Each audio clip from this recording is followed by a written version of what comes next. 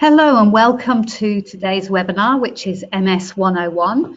And our presenter today is Professor Jeannette Lechner-Scott, and I'm your facilitator, Nicola Graham. We'd like to start with an acknowledgement to country. We acknowledge and pay respect to the traditional custodians, past and present, on whose lands we meet today. We acknowledge the deep feelings of attachment and the relationship of Aboriginal people to country, and respect the cultural authority of the elders in each community. I'm very pleased to introduce our presenter today, Professor Jeannette Lechner-Scott. And Jeannette graduated from the University of Heidelberg in Germany, where she also completed her PhD about pain pathways.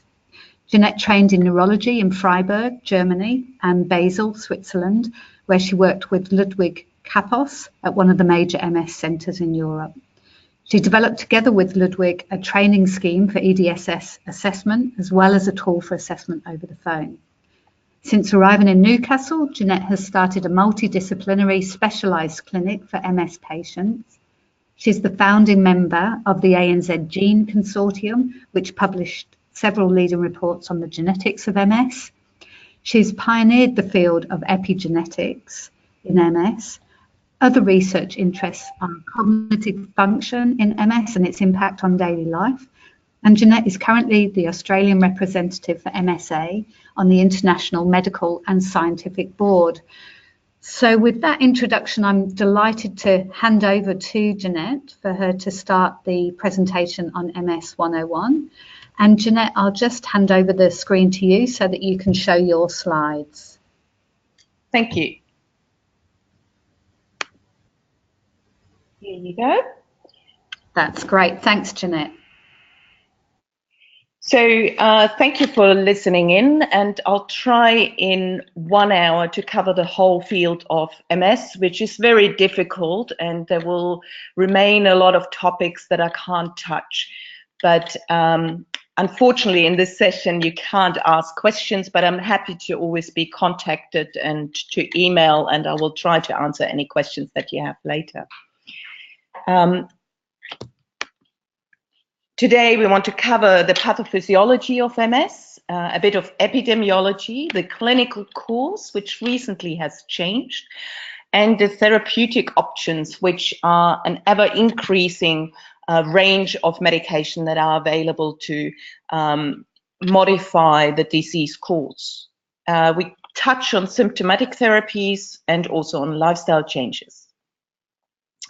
So first, I want to show you how important it is to look after people with MS. And this is, we have done a study about the prevalence and incidence of MS, which has been published in 2017 in Newcastle. Newcastle is a special place because people that move here usually don't move away. So the first study that ever was done by someone from Sydney that came up here in the 1960s. And he found that the prevalence was 18 and incidence 2 in 100,000. And importantly, the female-male ratio was about 1 in 1. If we look at the data that we've compared to the public data from 2011, it's now increased to 124 per 100,000 as prevalence. So in the last 15 years, it doubled, yeah? And the rate from female to male is now 3 to 1. And you can see here this red line, which is really quite dramatically increased, and it's ever more women, ever more young women that are affected with multiple sclerosis. Why is that so? We don't know exactly why it is increasing, but what we assume how MS comes to happen is that you have a genetic predisposition, and we have now found over 200 genes that predispose you to develop the disease. But only having a couple of these 200 genes, like if your mother or your sister has multiple sclerosis, that doesn't mean that you have to develop the disease. There must come a trigger, which might be environmental, low sunshine, or it might be an infectious agent. So coming to the genetics, we've known for quite a long time that your risk of developing the disease increases the closer your relative is that has MS. So if a sibling has MS, then your risk increases from 1 in 1,000 to 7 in 1,000. If you have a monozygotic twin where your genetic background is exactly the same, your risk increases to 30%, which still doesn't mean, although you do have exactly the same genome, you do have to develop the disease. There's 70% that we still can't explain. Out of all the 200 genes that are outlined to be predisposing you for developing disease, the HLA locus, especially DRB1 1501, has been in most societies, most populations shown to have the major impact.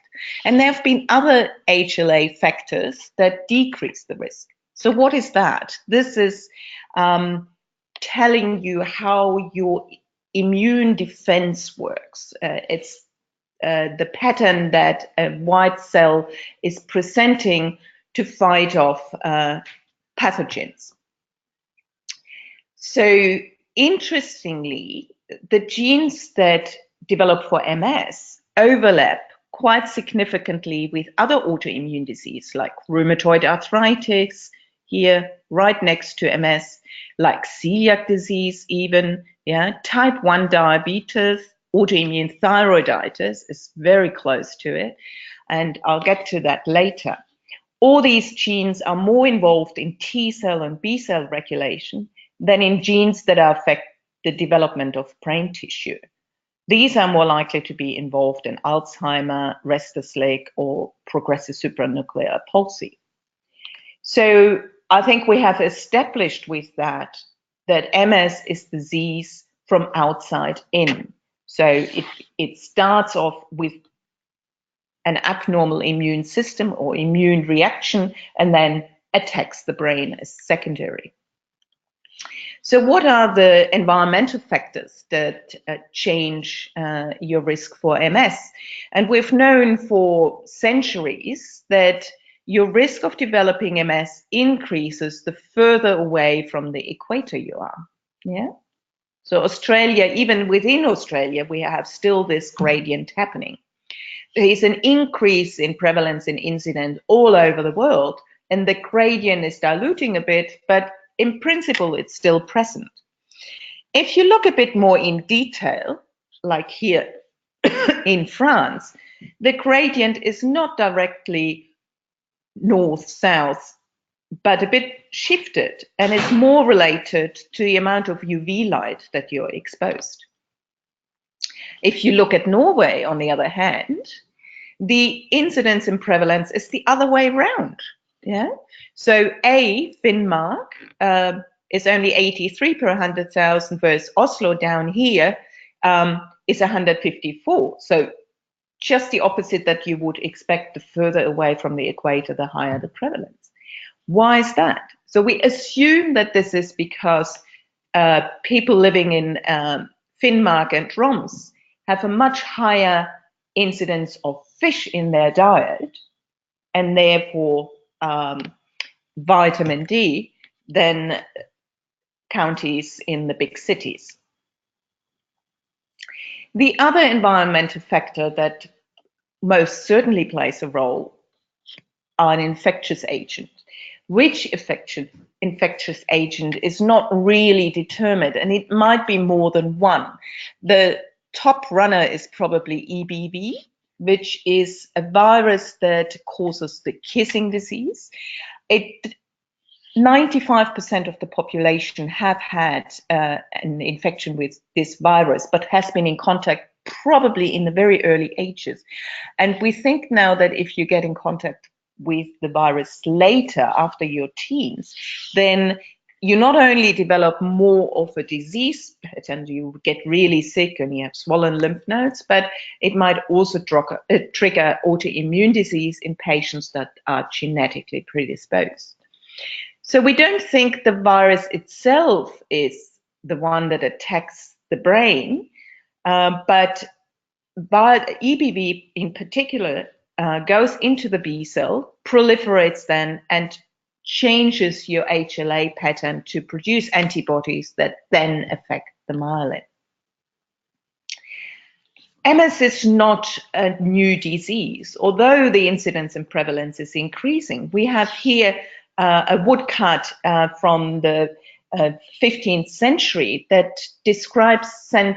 Lidwina von Schiedam in Holland. And if you look at her history that has been written down, is that she developed visual problems at the tender age of 15. And here, while ice skating, she demonstrates clearly that she had balance problems. These new symptoms occurred in bouts and then recovered again. But unfortunately, she passed away at an early age, quite disabled. So clinically, that was a definite MS. And even Charcot has described already multiple sclerosis by describing the typical triad of tremor, nystagmus, and scanning speech. That was in 1868. Charcot has described quite a lot of neurological syndromes. Here, hysteria. I'm not saying that multiple sclerosis has anything to do with it. But in that century, even earlier, Caswell already in 1838 has been dissecting spine and brain of people with multiple sclerosis and showed with silver staining that they have patches of sclerosis all along the spine. So nowadays, if we do pathological staining, here that is a formalin cut, and you can see here these ovoid lesions, chliotic lesions. If you stain it with toluene blue, they're white, they're just gliosis. This is showing that there is some lymphocyte invading, and if you stain this with red, then you can see that the breakdown of the myelin is here accumulating in the macrophages. Symptoms occur depending where these attacks on the brain occur. So 10%, so quite typically, an MS patient presents with optic neuritis. It might only be that high number because we classically recognize that as a first symptom in multiple sclerosis. But it might also be cognition or bladder problems or just paroxysmal symptoms like stiffness or limb spasm. We're far less likely to think of MS if a patient presents like this. What is really clear, though, with every relapse, episodic fatigue occurs. And I just recently have diagnosed a patient with MS that told me in hindsight, oh yeah, 2 years ago, I had, every time I bent my neck, I had this shooting pain down in my legs.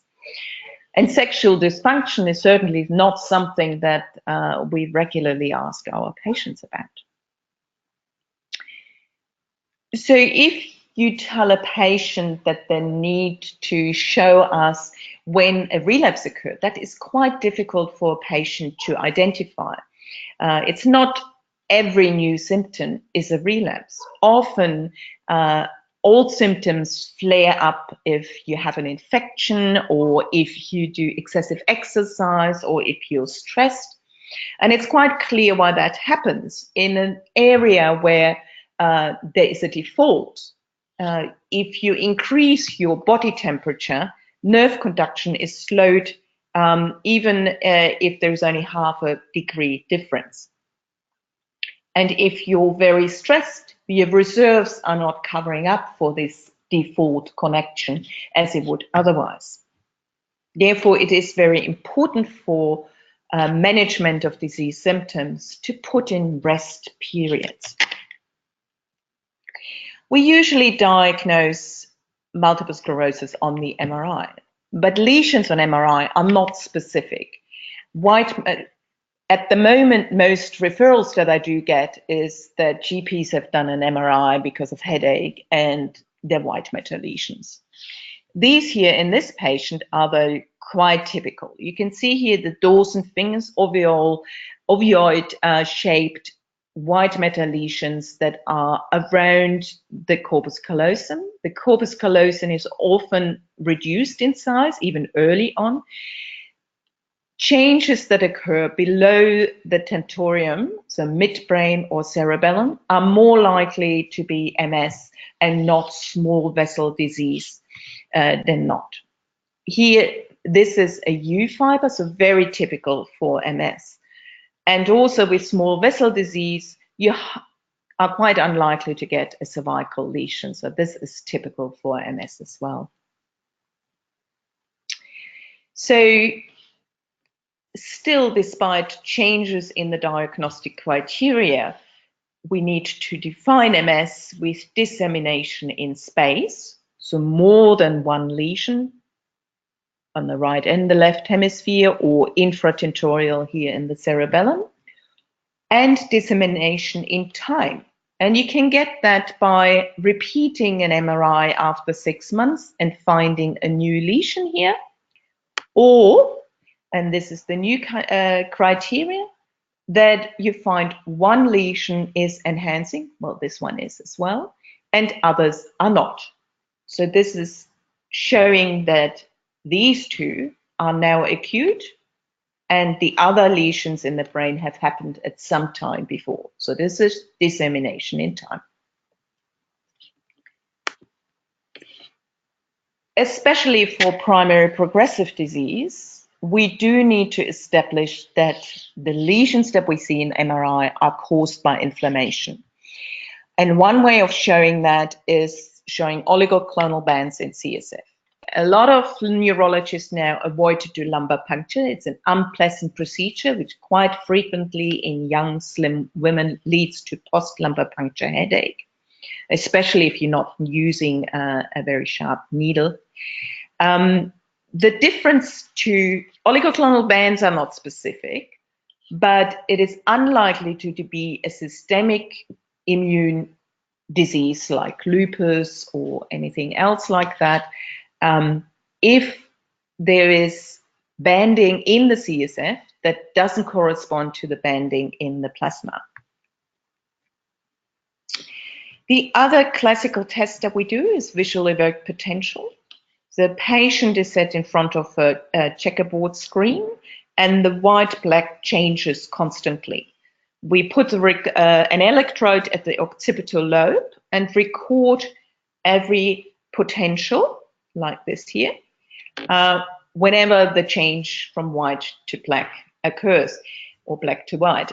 So we do that for each eye and can then measure how long it takes until the change in color to the evoked potential in the occipital lobe. And 30% of patients have already, with their first demyelinating event, that doesn't even have to be optic neuritis, abnormal visual evoked potentials. So as I said, the diagnostic criteria have adapted to new techniques, particularly the MRI, over time, to give us the opportunity to make the diagnosis faster and faster, and therefore to start therapy earlier. Still, if you have, like with our Lidwina from Cheatham, 2 clinical attacks, this is a clinical definite MS. But if you only have 1 clinical attack, but more than 2 lesions, then you need to have dissemination in time demonstrated by MRI or oligoclonal bands. And if you only have 1 lesion and 1 clinical attack, then you have to have both. Especially for progressive multiple sclerosis, it is important to do oligoclonal bands. You need to have more than 2 T2 hyperintense lesions and a demonstrated progression of symptoms over at least a year. We now know when we first see our patients after their first symptom, let's say an optic neuritis, their disease has started most likely already 10 or 15 years before. And these are subclinical events which might be demonstrated with white matter lesions on the MRI, but also might be already demonstrated that you have some degeneration and brain atrophy happening, which then progresses very quickly. So this is an MS patient 6 months after diagnosis and then 5 years later. And this lady is only 30 years old. The disease course, though, is highly variable.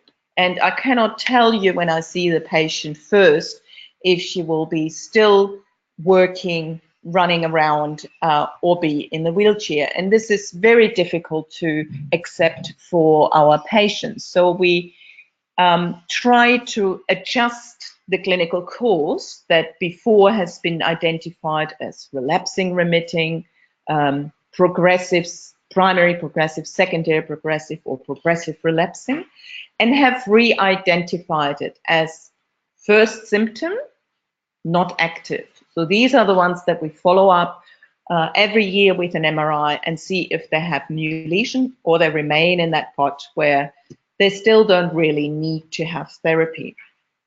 If they're active, the MRI is showing change or they have new relapses, then they're definitely relapsing remitting disease, which again, especially with treatment, they often go into not active.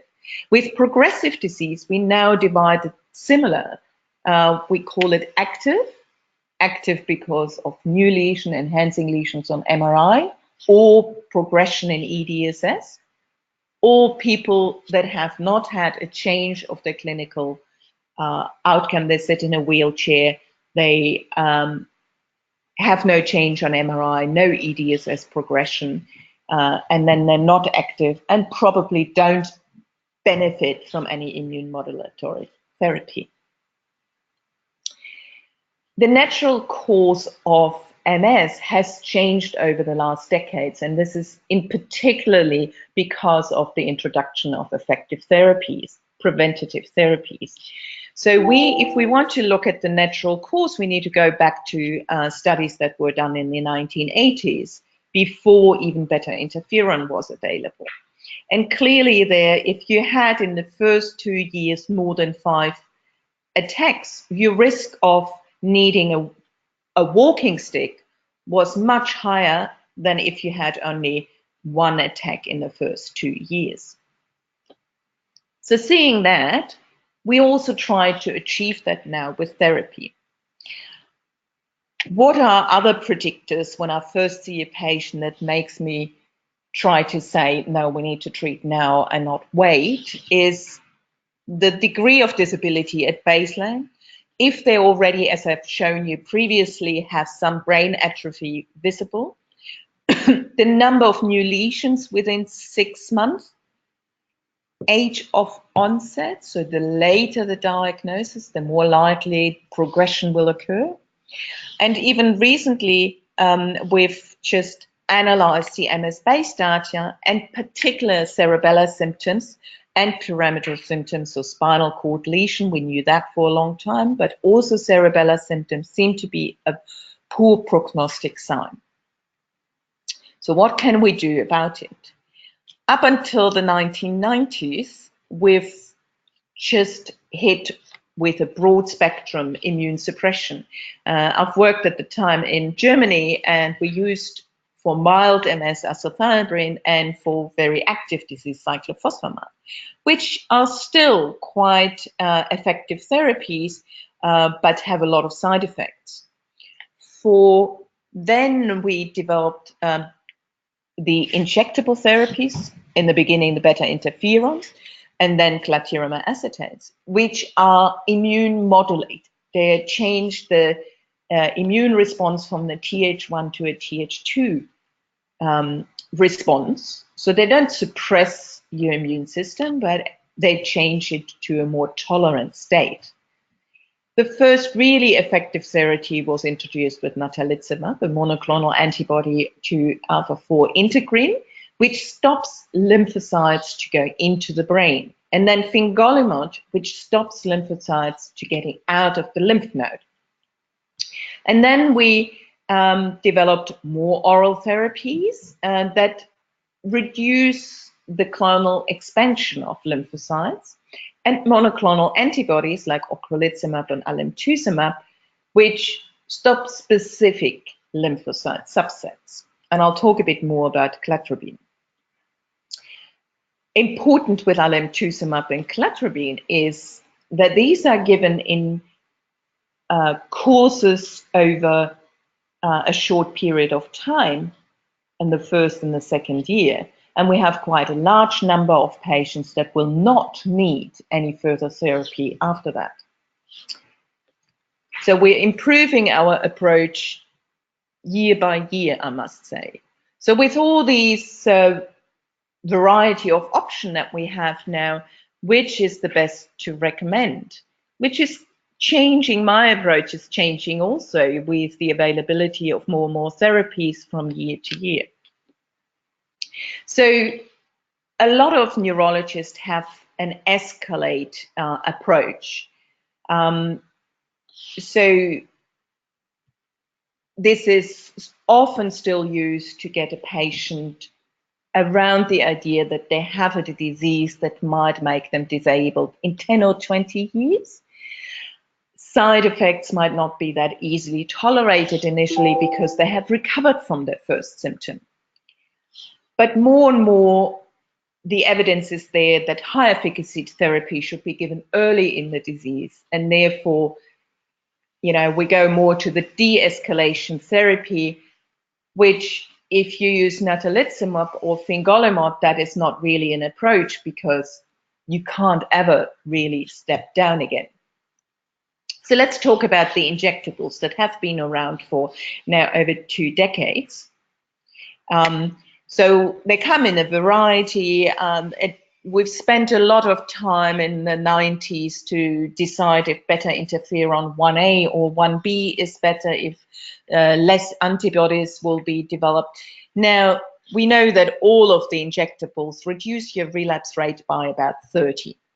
And the Plecredy, which is given every 2 weeks, might be a most convenient way because the more injections you give, and I see now patients who had injections for 20, 30 years, there is terrible lipodystrophy developing after that period of time.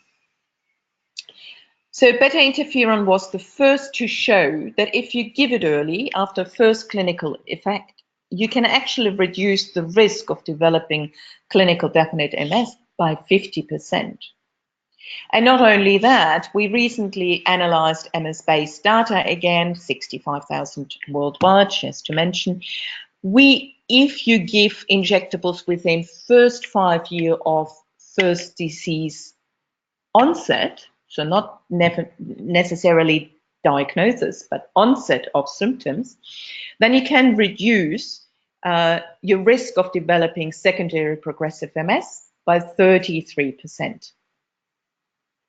So if you had nothing in that 5 years, so patients that, oh, I want to wait and see, this is even more significant, so you can reduce it by 74%. So even though injectables are considered low efficacy therapy nowadays, it is more important that you start some therapy than wait and see.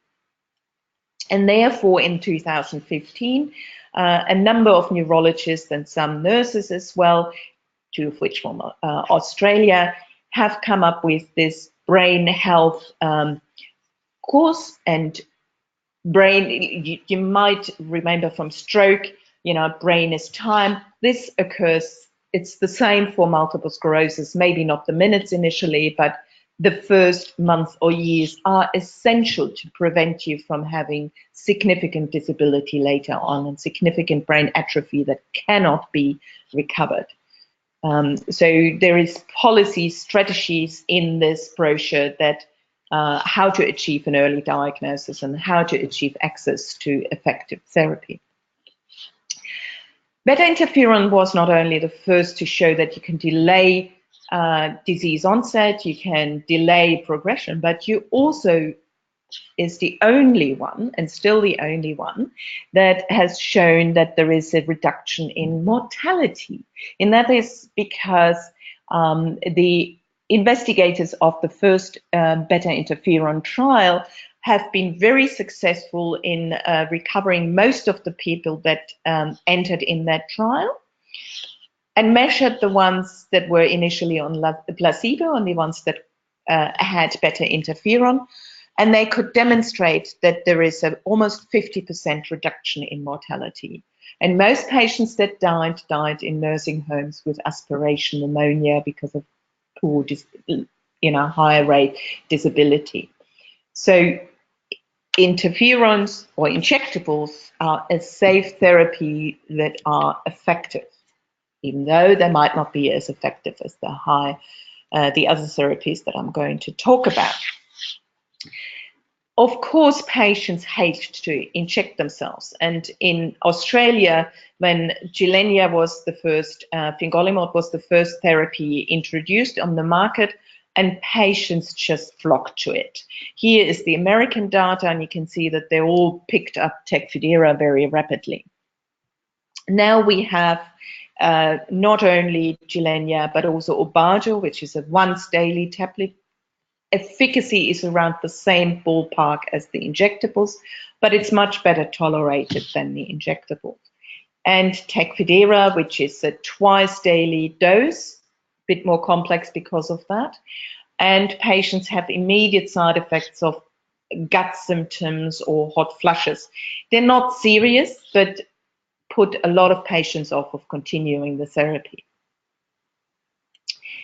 And the very new drug on the market, cladribine, is not really a new therapy. It has been approved in Australia even a couple of years ago, and because it hasn't achieved registration in Europe, it has been taken off the market again. The reason why it has been such a long time until it is approved in Europe and America now as well is because the mortality, the rate of cancer in the treatment group was much higher than the placebo group. And it took a lot of post-hoc analysis to show that the rate of cancer in the treatment group is the same as with all other immune suppressant therapies, or the same as fingolimod studies, Tecfidera study. It was just that in this study, the placebo group had a surprisingly low rate of breast cancer and other common cancers. The beauty of cladribine is the administration. It's very easy. 5 days oral therapy in 1 month, then the next month again, then nothing for the rest of the year, and then the following year again. It's very well tolerated, and it's the only drug that actually has an effect within the brain and not just on the periphery. Unfortunately, there hasn't been any studies yet that are more than 4 years. And over the 4 years, it's about 75% that remain disease-free. The side effect of this, of course, similar to alemtuzumab, the change of immune system, what you give, it has a long-standing effect. So for 5 or 6 years, these lymphocytes will not come back to a normal level. So we are putting more and more patients in our infusion lounge. So natalizumab, as I said, alpha-4 integrin inhibitor, stopping lymphocytes entering the brain, very effective therapy, works almost immediately. Alemtuzumab is an anti-CD52 monoclonal antibody, very effective, but quite significant side effects while you give the infusion for the first year, 5 days, and then again the next year. But I'll come to the side effects. And ocrelizumab is also only recently been added on PBS, which is the 6-monthly infusion with the monoclonal antibodies, so CD20, which are the B cells. So it's surprising actually how good we can live without B cells, because there's not a lot of side effects. In particular, now we come to the side effects. which is probably now the most common reason why you choose A over B. So if you compare, this is the same study that I showed before, that it's important to start early therapy, but it is also important to start with high efficacy therapy, because even if you started with beta interferon, you can improve the risk of developing secondary progressive by another 43% if you start on high efficacy therapy. So how can we make the decision between A and B? Can't really compare apples to pears because the studies were all different. The treatment goal is now neither, no evidence of disease activity. So I think this would be the best way of comparing the treatments. So NEDA is defined by no relapses, no new T2 lesion on MRI, no gadolinium enhancing lesions, and no confirmed EDSS progression. So if I line them up for all studies that have been done, you can see that ocrelizumab is pretty much on top with 47% not having achieved NEDA at 2 years. Cladribine study 44. The next would be alemtuzumab, and then natalizumab studies, then fingolimab, and so on. Here is KMS1 and KMS2 have quite a significant difference in their NEDA outcomes. So, as I said, you shouldn't be comparing apples and pears. These are identical treatment regimes. Of course, the more effective the therapy, the higher the risk. And lately, there has been a lot of publicity on stem cell therapy, which is an effective therapy in highly active disease. And it isn't the problem how you get the stem cells. You can get them out of the nose, you can get them out of the stomach, but usually they're taken out of the peripheral blood, separated, activated, and then re-infused. So it isn't actually the stem cells that are doing the benefit, is the wipeout of the bone marrow, all B and T cells. And this is where also there is a risk, because you're completely neutropenic and you'll have a high risk of infections during that period. And despite this being reduced now, we still see 1% mortality, which is much higher than with any of the other diseases. Of course, the side effects of the high efficacy therapies are quite frightening. There is the PML risk, thyrotoxicosis, glomerulonephritis, liver disease, any of the therapies, the oral therapies, but also injectables can cause liver abnormalities. We see more and more varicella, shingles, even disseminated herpes. This is immune thrombocytopenia. And especially infusion-related side effects I've seen more and more, especially with alemtuzumab, but can happen with any monoclonal antibody. So going to the PML risk, which is highest in natalizumab. So it's an infection of JCV that 50% of the population has, or has coming across this virus and develops antibodies. But there needs to be a two-hit therapy. So the JC virus needs to have a mutation. It doesn't usually go in the brain. It will be excreted in the urine, and the host is quite happy with the virus.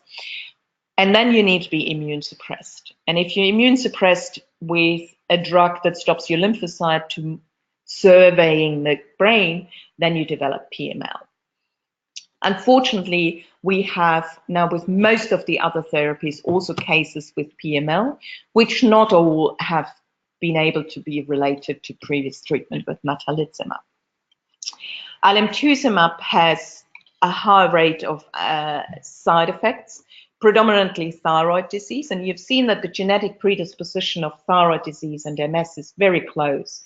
So with alemtuzumab, you can almost cure MS, but then there is this flurry of antibody-mediated autoimmune disease, be it thyroid, be it nephropathies, glomerulonephritis, be it ITP, that is up to 47% in 5 years. And that is the reason why who we treat with alemtuzumab needs to commit themselves to monthly blood tests up to 5 years, even though they have not had any further infusions. So there's a lot of monitoring that needs to go on. So especially if patients are on natalizumab, they need to have 6 monthly JC virus. We do need to do monthly bloods for alemtuzumab.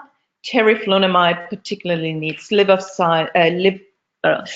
function test, but also we need to monitor lymphocytes with Tecfidera that reduces the lymphocytes, and teriflunomide, and need to possibly treat with prophylactic antibiotic if they're too low.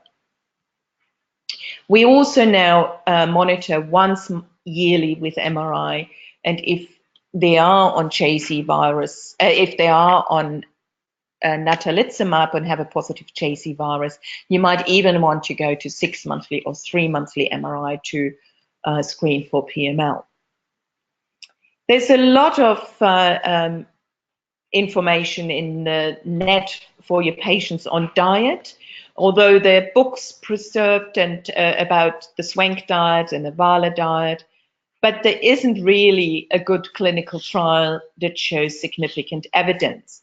And even for vitamin D, there has been a recent Cochrane analysis that shows, although we know it is a high risk factor for developing MS if you're low in vitamin D, there's not really a good evidence yet that it changes the disease course if you give it after. Despite that, 63% of people with MS take supplements, and 41% in Germany, it's not that high in Australia, we're very bad with keeping diets, are on a modified diet. But the evidence is still limited. What is certainly, if you have a healthy diet and do your regular exercise, there is enough evidence that your overall well-being is improved. We also have evidence that high cholesterol is associated with progression of disease, and there's a couple of studies that show that statins are actually preventing progression and have a positive effect on cognition. And this study I really liked, that I'm actually allowed to have a couple of drinks, and it's a U-shaped curve as it is with also cardiovascular risk if you drink alcohol. Another important lifestyle factor, and here we have done a 180 degrees turnaround, we now encourage our patients to have babies. So because it is almost as effective as beta interferon to have at least one pregnancy, or it's more effective. But as you know, post-delivery, there is a resurgence of disease activity, and that can be best prevented if patients have been stable on disease-modifying therapy 2 years prior. So there's a lot of discussions that I have in my young patients that all are in the childbearing age. What about my baby? So there have been a lot of studies, and babies are smaller for gestational age, but there's not really a difference in APGAR scores. And there's no, I get a lot of phone calls from obstetrician if patients with MS should have a cesarean or what way of delivery. There is actually no difference in outcome. So patient can choose what way of delivery they want. Breastfeeding, it's quite a contentious subject. You can't really do a controlled trial. We would not recommend to breastfeed in highly active diseases, but some studies show that if you purely breastfeed for the first 3 to 6 months, you might be able to suppress your disease activity. So our trend is to do an MRI immediately after, see if there is already resurgence of disease activity, and then make the decision when to start treatment again.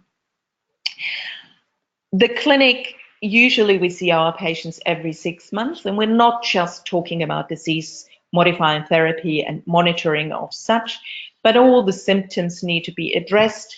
There's a lot of talk about cannabis in MS at the moment.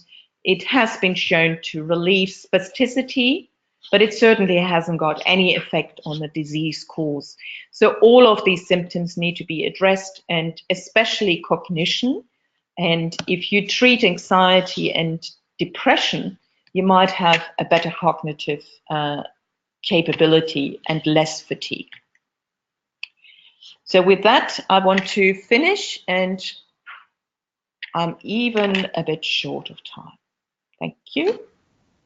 Thank you so much, Jeannette. There's so much information in there. Really appreciate it. I'm just going to very quickly show a couple of slides regarding the services at MS. That would just take 2 minutes. So just to let you know that we run a number of services to support your clients who have MS, including education, peer support. We provide employment support. We provide a lot of work in the NDIS space, both pre-plans and support coordination and various services across different states. We have the MS practice, which are online information that you can get from this website address here. And we are a registered NDIS provider. You can also get ebooks, and again, here's your username, password, and web address to log on to the ebooks. We have webinar recordings, and we also have a service called MS Connect, which is a free phone number and email address that your clients and yourselves can call at any time between 9 and 5, Monday to Friday. That can link you in with a MS specialist nurse, with continence nurses, with social workers, with MS specialists, and all available to answer questions and provide support. So thank you very much for listening, and we look forward to when we next meet you again.